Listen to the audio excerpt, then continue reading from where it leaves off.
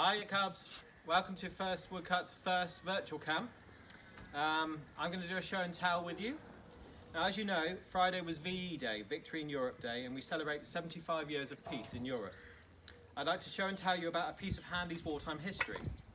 World War II started in 1939 and lasted for 6 whole years until VE Day on the 8th of May 1945. Soon into the war, the German Air Force, the Luftwaffe, began an Air Force invasion of the British Isles, and our Royal Air Force fought them off for over 4 months. In 1940, in the first military battle fought entirely in the air, which we call the Battle of Britain. The RAF's victory changed Hitler's mind from an invasion, and the Luftwaffe began bombing our ports, towns and cities, which we refer to as the Blitz. The RAF's job during this time was to destroy the German bombers before they could get to our towns. We flew in our planes called the Spitfire and the Hurricane. Germany carried out extensive bombings for 8 months between 1940 and 41. Their bombs could flatten houses and neighbourhoods in minutes, killing and injuring many.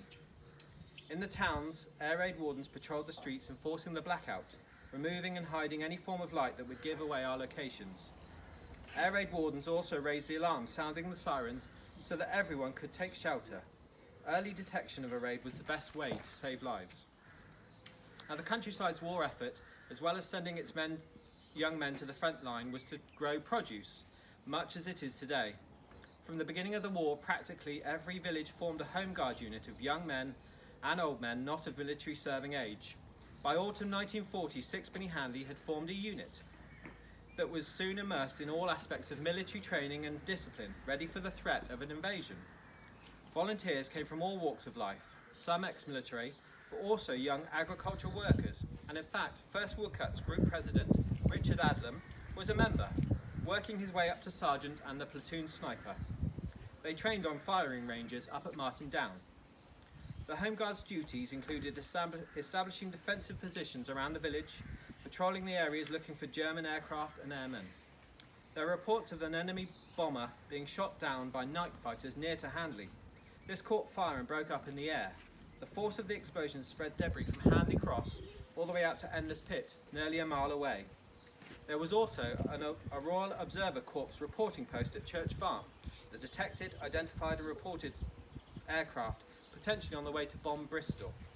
Bristol was badly bombed with 1,300 killed and the same injured. Bournemouth, Poole, Weymouth and Portsmouth suffered similar attacks.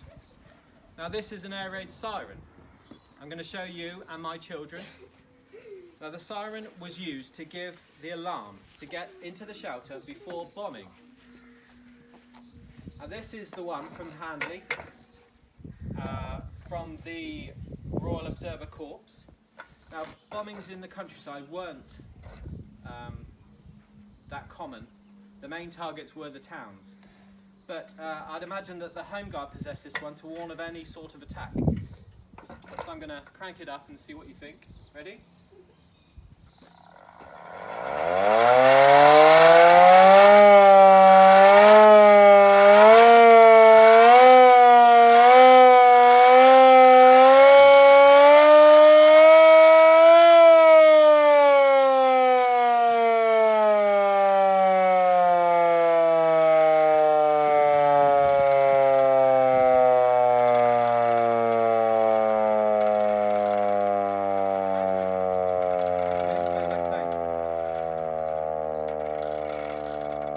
Right, so we've raised the alarm and now we're going to get into shelter.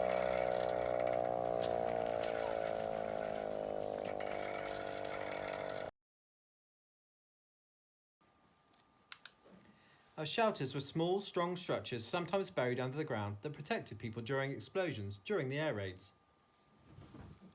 The most common shelter was the Anderson shelter. These were made from corrugated steel formed into semicircular shapes designed to be dug into people's gardens. They were roughly 1.9 by 1.3 metres in size. They were dark and damp, and sleeping in them was difficult. Now, as your task, I'd like you to build a shelter somewhere in your home. We're currently under our dining table. Think about how it might have felt during the air raids. Now, during lockdown, we're confined to the comfort of our homes, but during the war, they had very little. Now, please celebrate 75 years of peace by creating a piece of artwork for VE Day. We'd love to see them your shelters and your artwork on the First Woodcutts Facebook page. Put that light out.